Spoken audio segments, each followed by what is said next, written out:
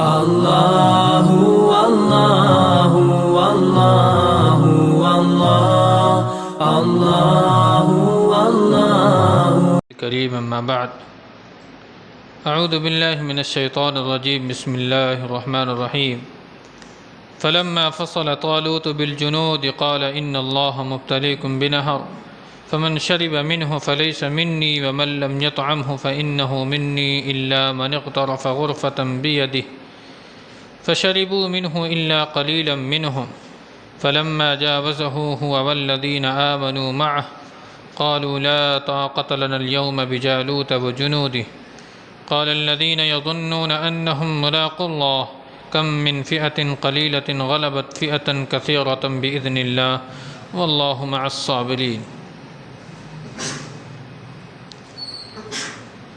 پس جب طالوت اپنی فوج لے کر کے باہر نکلا تو کہا کہ اللہ رب العالمین تمہیں ایک نہر کے ذریعہ آزمائے گا، تو جو کوئی بھی اس نہر کا پانی پی لے گا وہ میرا آدمی نہیں ہوگا، اور جو کوئی اس کا پانی نہیں چکھے گا وہ میرا آدمی ہوگا، سوائے اس آدمی کے جو صرف ایک چلو پانی پی لے۔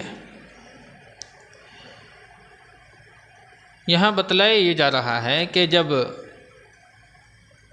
وقت کے نبی حضرت سموئیل علیہ السلام نے طالوت کو بنی اسرائیل کا امیر مقرر کر دیا تو بنی اسرائیل تو چونکہ اس کو اپنا امیر نہیں ماننا چاہتی تھی، لیکن شموئیل علیہ السلام نے کہا کہ اللہ رب العالمین ایک ایسی چیز جس کے تم بہت ہی زیادہ متمنی ہو اور بہت ہی زیادہ فکر مند ہو، اس لیے کہ جالوت اور اس کے لشکر نے تم سے تابوت سکینہ تو چھین لیا ہے، لیکن اللہ رب العالمین ایک معجزاتی طور پر بغیر کسی جنگ کے تابوت سکینہ تمہارے پاس لا کر کے تمہارے پاس پہنچ جائے گا، تو یہ اس بات کی دلیل ہوگی کہ اللہ نے ہی طالوت کو تمہارا امیر مقرر کیا، اور ہوا ایسا ہی۔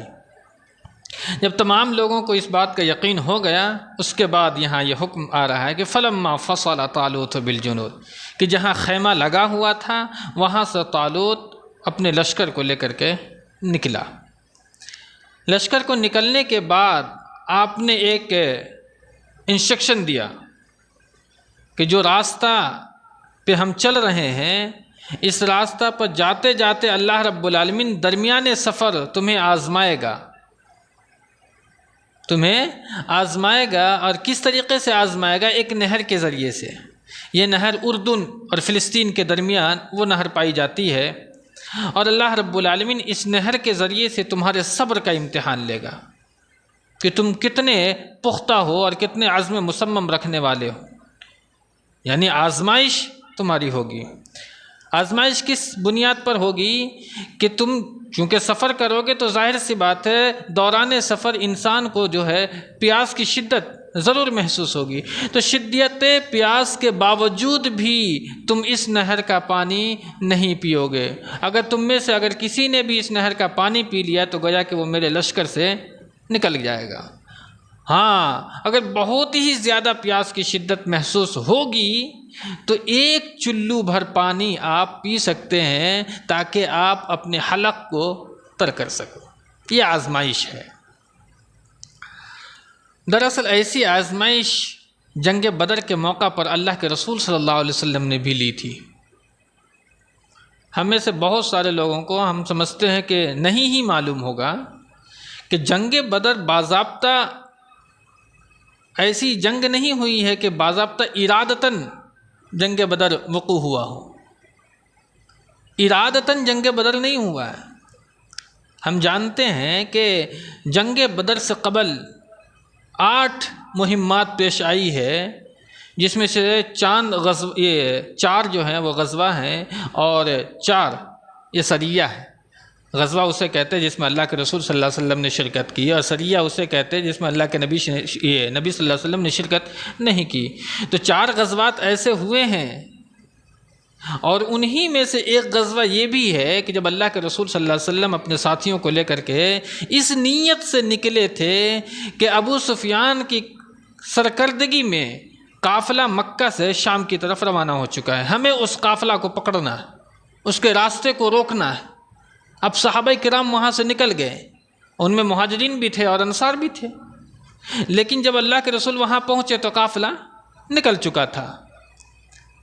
لیکن پھر اسی اثنا میں آپ کو یہ پتہ چلا کہ قافلہ پھر سے واپس لوٹ رہا ہے، تو آپ صلی اللہ علیہ وسلم نے پڑاؤ وہیں رکھا اور کہا کہ قافلہ کو، یعنی ابو سفیان کے قافلہ کو روکنا ہے۔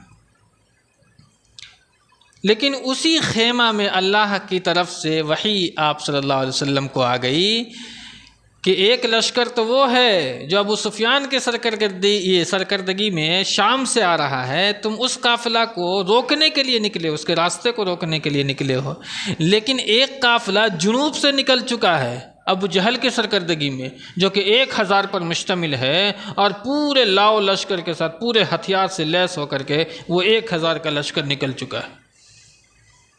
لیکن اللہ رب العالمین نے محمد رسول اللہ صلی اللہ علیہ وسلم کو دلاسا دیا تھا کہ تم کو ان دونوں جنگ میں سے کسی ایک جنگ میں اللہ رب العالمین فتح حاصل کرائے گا۔ اب اللہ کے رسول صلی اللہ علیہ وسلم پسو پیش میں پڑ گئے، کدھر جائیں؟ ابو سفیان کے لشکر کو روکنا ہے یا ابو جہل کے لشکر سے مقابلہ آرائی کرنی ہے؟ اب صحابہ کرام کو اکٹھا کیا اللہ کے رسول صلی اللہ علیہ وسلم نے اور کہا کہ مشورہ دیجئے، آپ ہمیں مشورہ دیجئے۔ صحابہ کرام خاموش ہے، مشورہ کیا ہے؟ جو حکم ہوگا کریں گے۔ کہ نہیں، آپ لوگ ہمیں مشورہ دیں۔ اللہ کے رسول صلی اللہ علیہ وسلم کے بار بار اصرار کے بعد حضرت ابو بکر صدیق رضی اللہ تعالیٰ عنہ کھڑے ہوئے اور آپ نے وہاں تقریر کی۔ پوری تفصیل بتانے کا اس وقت موقع نہیں، چونکہ درس کا وقت بہت ہی محدود ہے۔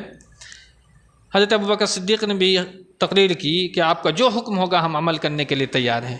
حضرت عمر تقریر کی ہے، آپ کا جو حکم ہوگا ہم تک عمل کرنے کو تیار ہیں۔ ایک اور صحابی اٹھے، مقداد ابن اسود رضی اللہ تعالیٰ عنہ، انہوں نے تو اور بھی حد کر دی۔ اللہ کے رسول صلی اللہ علیہ وسلم آپ یہ نہ سمجھیں کہ ہم موسیٰ کی قوم ہیں، کہ موسیٰ علیہ السلام کی قوم نے جب ان سے کہا تھا فَاذْهَبْ أَنْتَ وَرَبُّكَ فَقَاتِلَا إِنَّا هَاهُنَا قَاعِدُونَ، آپ ہمیں موسیٰ کی قوم نہ سمجھیں، ہم محمد صلی اللہ علیہ وسلم کے امتی ہیں، آپ کا جو بھی حکم ہوگا ہم اس پر عمل کرنے کے لیے تیار ہیں۔ لیکن یہ تینوں کے تینوں مہاجرین تھے۔ اللہ کے رسول صلی اللہ علیہ وسلم نے کہا مجھے مشورہ دیجئے، مجھے مشورہ دیجئے۔ کیوں؟ جبکہ مہاجرین تو آپ کو مشورہ دے چکے ہیں کہ جو بھی آپ کا حکم ہوگا ہم اس پر عمل کریں گے، لیکن پھر بھی اللہ کے رسول صلی اللہ علیہ وسلم نے بار بار اصرار کیا کہ مجھے مشورہ چاہیے۔ کیوں؟ اس لیے کہ بیعت عقبہ ثانیہ جب ہوا تھا اس وقت جو انصاریوں سے اللہ کے رسول صلی اللہ علیہ وسلم کا معاہدہ ہوا تھا وہ یہ تھا، انصاریوں نے یہ وعدہ کیا تھا کہ اللہ کے رسول صلی اللہ علیہ وسلم اگر مدینہ پر اگر کسی نے حملہ کیا تو جس طریقہ سے ہم اپنے اہل و عیال کی حفاظت کرنے کے لیے اپنے آپ کو آگے کھڑا کرتے ہیں، اگر کسی نے بھی مدینہ پر حملہ کیا تو ہم آپ کے دفاع کے لیے ہر وقت تیار رہیں گے۔ لیکن یہاں تو جنگ مدینہ سے باہر نکل کر کے کرنی ہے، تو یہاں تو مشورہ کی ضرورت ہے۔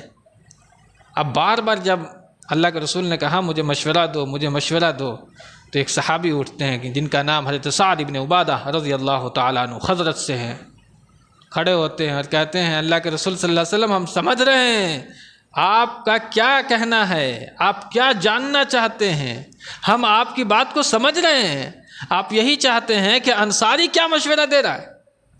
اللہ کے رسول صلی اللہ علیہ وسلم اگر آپ کا حکم ہو تو ہم سمندر میں بھی اپنے جو سوار ہیں اس کو ڈال دیں گے، اگر آپ کا حکم ہو تو یمن یعنی دمشق کے آخری شہر تک لڑنے کے لیے ہم تیار ہو جائیں۔ آپ کا حکم ہونا چاہیے۔ یہ کتنا بہترین الفاظ ہے، ہم سمجھ رہے اللہ کے رسول صلی اللہ علیہ وسلم آپ کیا کہنا چاہ رہے ہیں۔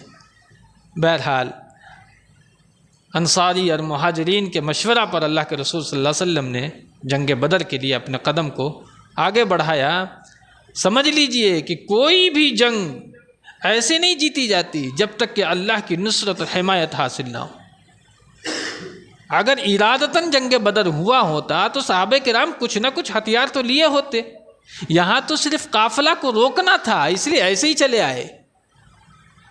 لیکن جب باری آئی کہ لڑنا ہے تو پھر تیار ہو گئے، چونکہ اللہ کا وعدہ ہے کہ ہم تمہیں فتح دیں گے، اب سارے صحابہ نکل گئے. تو وہاں جو نبی نے آزمائش اور امتحان لیا اس میں صحابہ کیا ہوئے؟ کامیاب ہوئے. وہی آزمائش یہاں حضرت طالوت لے رہے ہیں اپنے لشکر سے کہ اللہ تمہیں نہر یعنی اردن تمہیں آزمائے گا، اور جاننا چاہتا اگر تم میں سے اگر کسی نے بھی اس نہر کا پانی پی لیا تو گویا وہ اس لشکر سے باہر ہو گیا، اور جس نے نہیں پیا گویا کہ وہ لشکر میں موجود ہے. ہاں اگر زیادہ پیاس کی شدت محسوس ہوگی تو 1 چلو بھر پانی پینا ہے تاکہ تمہارا حلق کیا ہو جائے؟ تر ہو جائے. اسی واقعہ کو یہاں بیان کیا گیا ہے. بس جب طالوت اپنی فوج لے کر کے باہر نکلا تو کہا اللہ تعالیٰ تمہیں ایک نہر کے ذریعے آزمائے گا، تو جو کوئی اس کا پانی پی لے گا وہ میرا آدمی نہیں ہوگا، اور جو اس کا پانی نہیں چکھے گا وہ میرا آدمی ہوگا، سوائے اس آدمی کے جو صرف 1 چلو بھر پانی پی لے. فَإِنَّهُ مِنِّي إِلَّا مَنِ اغْتَرَفَ غُرْفَةً بِيَدِهِ فَشَرِبُوا مِنْهُ إِلَّا قَلِيلًا مِنْهُ. تو ان میں سے چند کے علاوہ سب نے پانی پی لیا. تو ایک جماعت تو وہیں چھٹ گئی پہلے، فَلَمَّا تَوَلَّوْا إِلَّا قَلِيلًا مِنْهُمْ. جب جنگ اللہ رب العالمین نے فرض کی جہاد تو آدھے سے زیادہ تو وہیں نکل گئے، اور پھر چند لوگ یہاں نکل گئے جو نہر کا پانی پی لیا. اب کتنے لوگ بچے تھے؟ روایات سے پتہ چلتا ہے کہ تقریباً 600 افراد پر مشتمل وہ جماعت تھی. 600 افراد. إِلَّا مَنِ اغْتَرَفَ غُرْفَةً بِيَدِهِ فَشَرِبُوا مِنْهُ إِلَّا قَلِيلًا مِنْهُمْ فَلَمَّا جَاوَزَهُ هُوَ وَالَّذِينَ آمَنُوا مَعَهُ. جب طالوت اور اس کے ساتھ ایمان والے نہر پار کر گئے تو انہوں نے کہا کہ آج ہم جالوت اور اس کے لشکر سے لڑنے کی طاقت نہیں رکھتے. پانی پی لیا، ہمت ختم ہو گئی، لشکر کی ہم طاقت نہیں رکھتے ہیں. قالوا لا طاقة لنا اليوم بجالوت وجنوده قال الذين يظنون انهم ملاقو الله. اب یہاں وہ بات آ گئی. 2 جماعت تو نکل ہی چکی تھی، جن لوگوں نے تھوڑا بہت پانی پیا تھا اس کے بھی ہمت ختم ہو رہی تھی کہ اب ہم جالوت کوئی معمولی آدمی نہیں تھا. کہا جاتا ہے کہ تقریباً 10 فٹ کا آدمی تھا وہ، اور پورے جسم کے اندر میں وہ زرہ پہنے ہوا رہتا تھا، صرف آنکھیں اس کی دکھائی دیتی تھی، صرف آنکھیں، اور خوب قوی اور جسیم آدمی تھا وہ، اور ساتھ میں اس کے لشکر. اور فلسطین سے تو ایسے ہی مار کر کے بھگایا گیا تھا ان کو، تو ایسے ہی ڈر پہلے سے ہی قلب کے اندر میں موجود تھا. اس لیے انہوں نے کہا کہ ہم جالوت اور اس کے لشکر سے لڑنے کی طاقت نہیں رکھتے ہیں. قال الذین یظنون انہم ملاقو اللہ. تو ان میں سے کچھ لوگ ایسے بھی ہیں جنہیں یقین تھا کہ وہ اللہ سے ملیں گے. ظاہر سی بات ہے انبیاء کے لشکر میں کچھ لوگ ہوتے ہیں جن کا ایمان اعلیٰ پیمانے پر ہوتا ہے.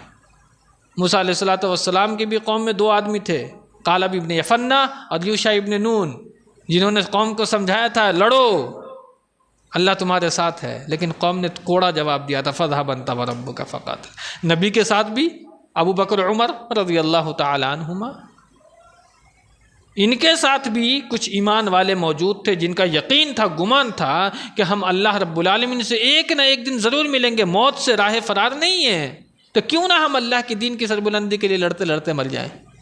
قال الذين يظنون انهم ملاقو الله كم من فئة قليلة غلبت فئة كثيرة باذن الله. پھر قوم کو ان لوگوں نے سمجھایا. کیا سمجھایا؟